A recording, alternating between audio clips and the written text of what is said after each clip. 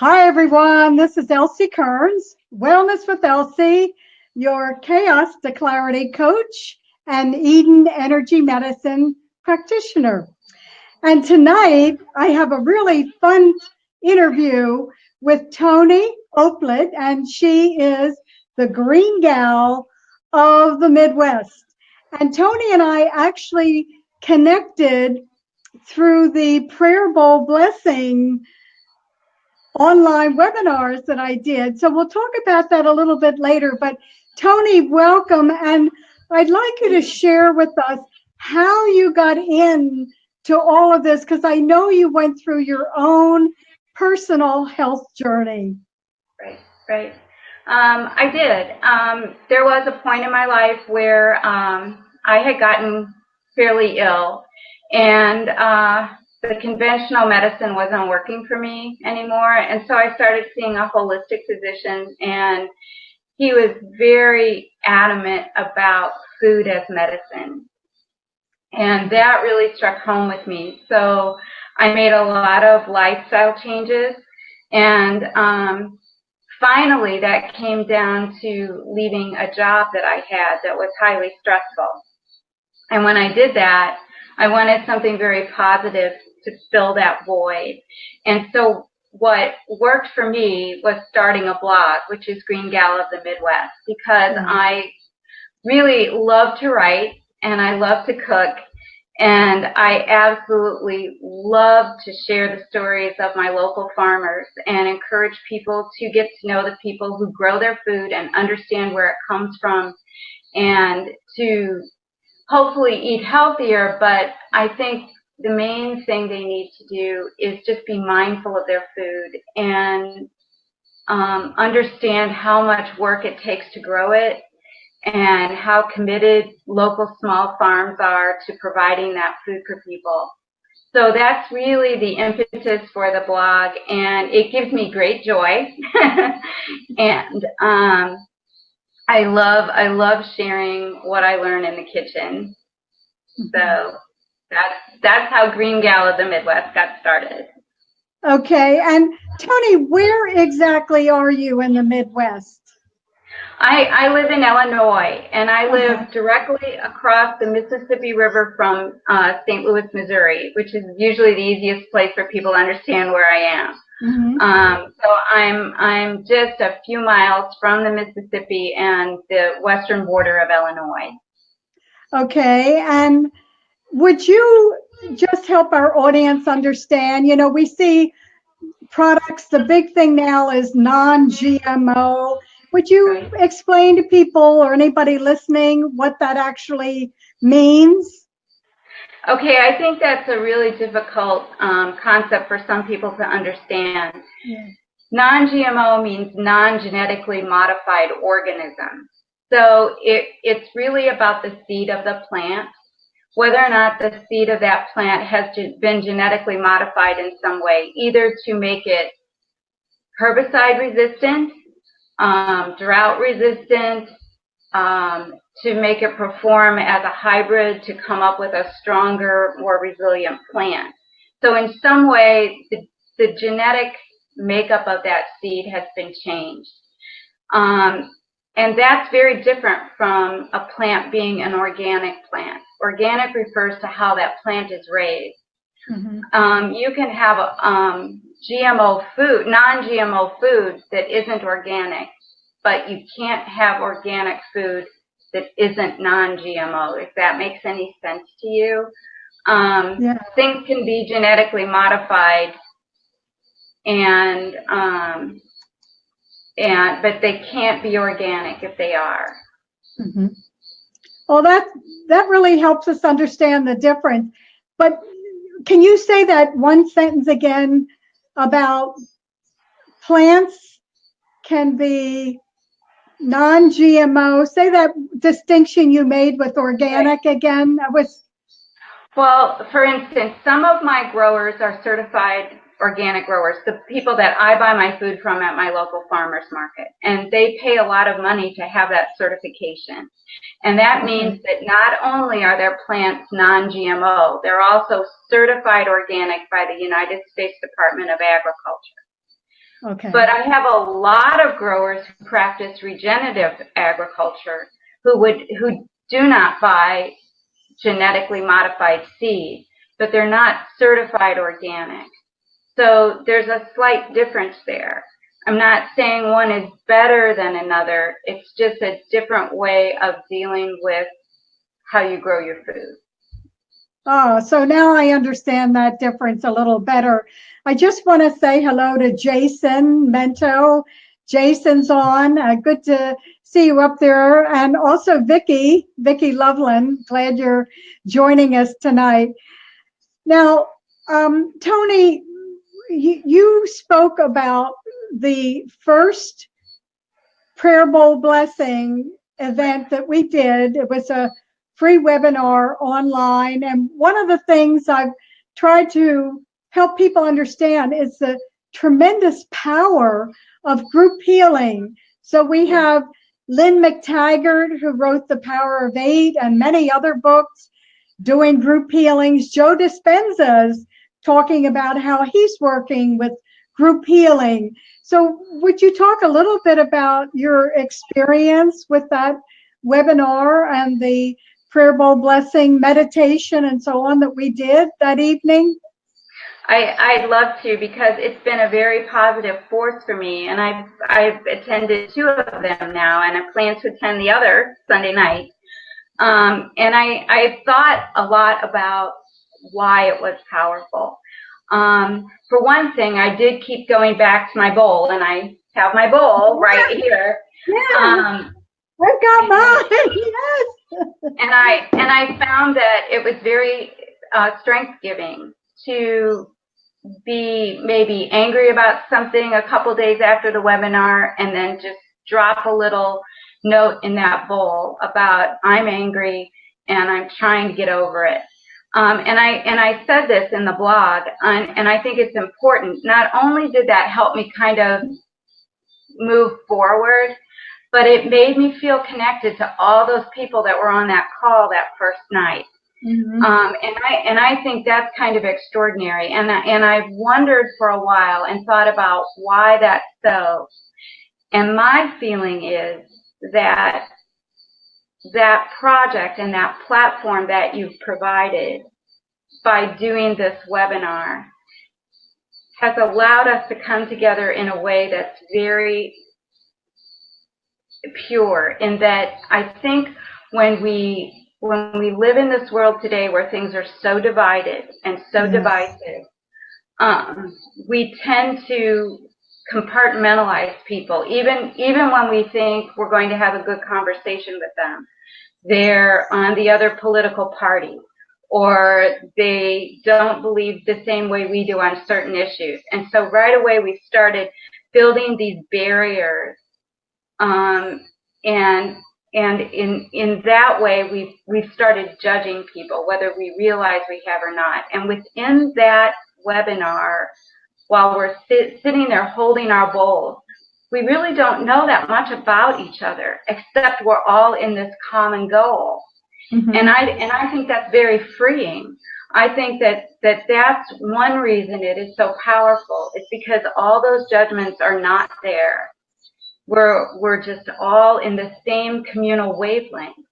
And so for me, that's why I want to keep coming back to it, because I'm working very hard, and I think a lot of people are working very hard to overcome judgment, to overcome restrictive thought, to try to see the other side of issues and not be combative all the time. And I think this is one good place to do that. Oh, thank you. Well, I just want to say that, with the prayer bowl, the concept is that we're praying for everyone's intention in the bowl.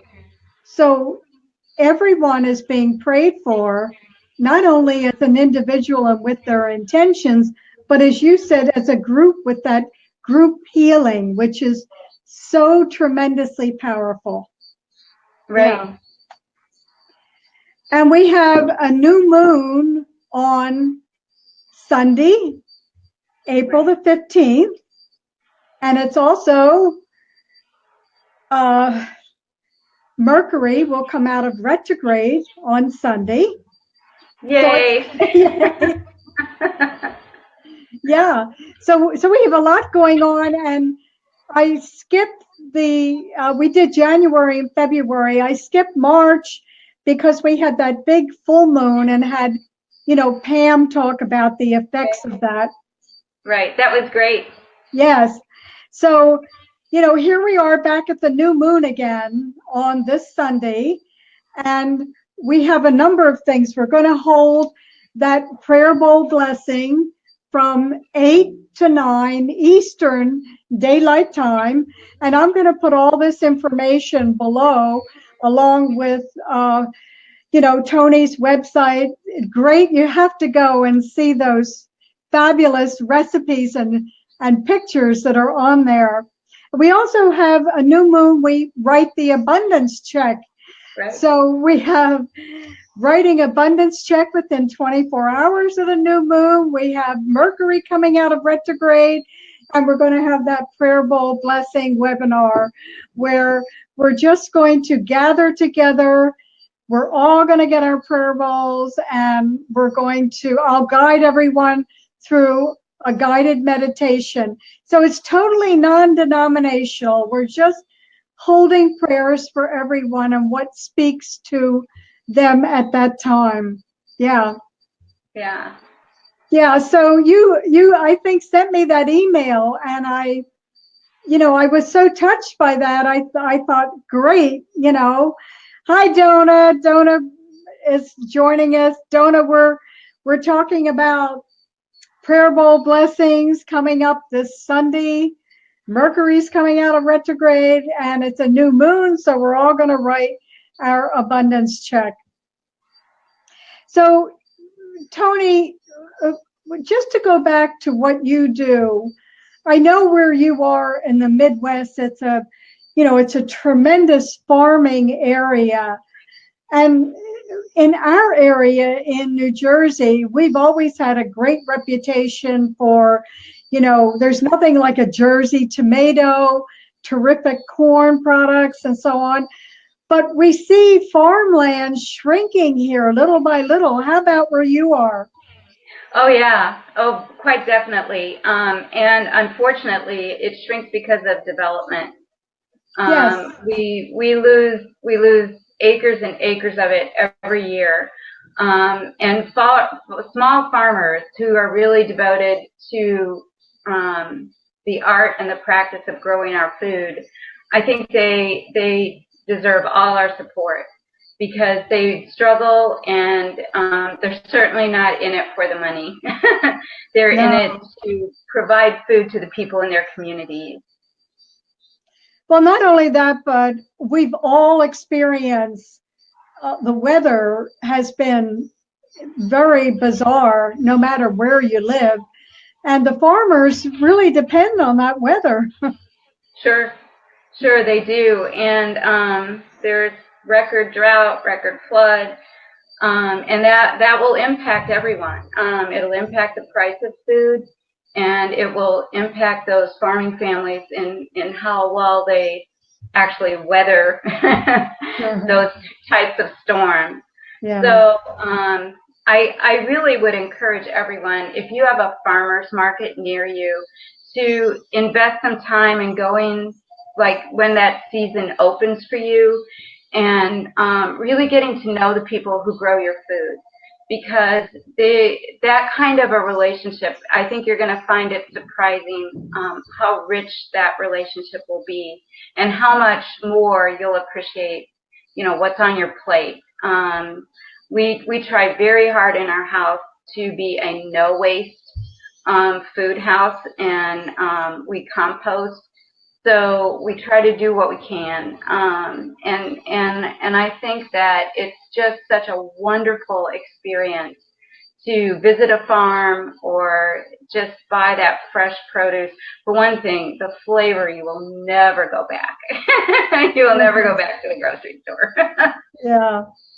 And what would you say about growing your own food? Because there's also a movement where Sure. people are going back and trying to grow their own food, or even getting a community plot to grow their own food that is organic and so on. If you have the time and the energy, or if you have a community that's supportive of that, I think that's one of the most enriching things that people can do. My husband and I do a little bit of gardening, but because we have so many farmers that we have good relationship with, we really don't spend a lot of time doing that.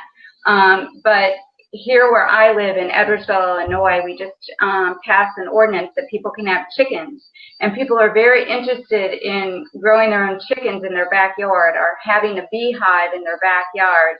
And in that way, I think they're not only helping their own health and their own community with food, but they're really helping the environment because they're creating a pollinator system by having these things close at hand, and me having a beehive, you having a beehive. It really does make a difference. How we have more control, I think, over how we treat the planet than we would imagine. Well, we certainly need to treat the planet better. That is for sure. So, Toni, is there any special words you'd like to say about this whole food revolution that we're in? I mean, locally here, we have a couple of Whole Food markets, Wegmans, and, again, everybody seems to be more focused on the idea of organic food, non-GMO, etc. Well, it's really funny because I can remember, like, back in the late 60s when I was a whole lot younger, there was all that talk about you are what you eat. But when, at the end of the day, it still holds true. You are what you eat. And what you eat determines how healthy the environment is, not just how healthy you are. So I have great hope in all of this. I think it's exceedingly exciting how restaurants are getting on board and wanting to buy directly from growers. I really think we can change the dynamic and create a healthier world. I really do. I think we can too. And we have many teachers and people, farmers out there that are trying to raise the consciousness, and certainly the consciousness of organic, non-GMO food is very different than McDonald's or, Wendy's or all of these fast food places. Yeah. I mean, there's probably a place. I always love to say that there's a place for everybody at the table. Yes. And I think that trying to make a strict rule in your diet is kind of a self-defeating thing. Because lives are busy and you can only do what you can do. But every time you do one small thing, like if you just buy one organic product out of every 10 you buy at the grocery store, it has huge environmental impact. And those are things we can do. One product out of 10 is not impossible. So instead of having a mindset of I have to change everything, if we can just change one or two things in the way we approach food, buy food, and support farmers, I can't express strongly enough how big an impact that would make. I would agree with that. And I think that's very good advice, not trying to change everything, but taking things one step at a time. And the other thing I would also say, and I'm sure you agree with this, Toni, is that we can bless the food before we eat it. We are so blessed in this country with such abundance. Yeah, I think gratitude is a big part of this. And I think that meal as ritual is something that's quite precious, and that when people put that into their family life, I think they experience a lot of wealth at that table. Well, let's hold our bowls up again. I want to remind everybody that we have that free Prayerful Blessings webinar this Sunday, 8 p.m. Eastern Daylight Time. I'm going to put the link down so you can join us that night and be a part of the group healing. And Toni and I will certainly be on it. And I'm also going to put Toni's website so you can go and look at some of the fabulous recipes and sign up for her newsletter so you can get that every month on a regular basis. I want to thank the people that joined us again, Donna and Jason and Vicki. And this has been so informative. I'm so glad we took the leap and just decided to do it tonight. This was it. It was great. It was great. Thank you so much, Elsie. You're welcome. I love your podcast and broadcast. I really think you do a wonderful job. Thank you. Well, it's a lot of fun. This is fun, and it's a good way to get educational information out to people on a variety of subjects. Yeah.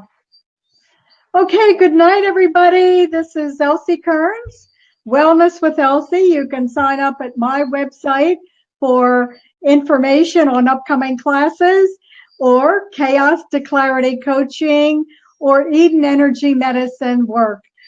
So have a good night. We will see you Sunday, April 15th. Don't forget to sign up. Toni, be well. Thanks so much for joining me. Thank you. Bye, Elsie. Bye.